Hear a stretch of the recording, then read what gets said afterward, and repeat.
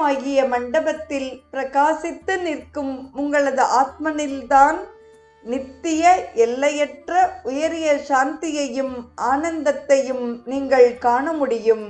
கோட்டீஸ்வரர்கள், அரசர்கள் இவர்களிடத்திலும் மனசஞ்சலம், அதிருப்தி, நிறைவின்மை, ஓய்வின்மை காணப்படுகின்றன. உலகியல் இன்பத்தை அனுபவிக்கும் உச்ச நிலையிலும் அவர்களிடம் ஏதாவது சங்கடம் அல்லது துன்பம் அல்லது வலி தோன்றி நிற்பது சகஜம். பூரண இன்பத்தில் வாழும் மனிதன் ஒருவனை காண்பியுங்கள்.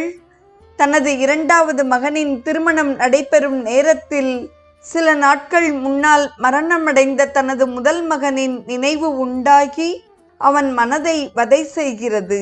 இதயத்தின் 2 வித துடிப்புகள் எப்படி இயங்கிக் கொண்டிருக்கின்றனவோ அதேபோல் இன்ப துன்பம் என்னும் 2ம் அடுத்தடுத்து தோன்றும் ரீதியில் மனம் அமைக்கப்பட்டிருக்கிறது. இன்பமான சூழ்நிலையில் நீங்கள் இருந்து வரும் பொழுது இந்த இன்பம் விரைவில் அகன்றுவிடுமே என்ற பயம் உங்களை அறியாது உங்களிடம் வந்து சேருகிறது. புலன் உலக இன்பங்களை அனுபவித்து கொண்டிருந்தாலும் இந்த எண்ணம் துன்பத்தை உண்டு பண்ணுகிறது.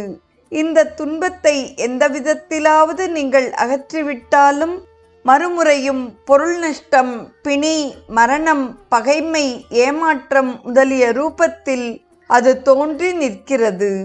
பொருள்களின் மூலம் அமர பதவியை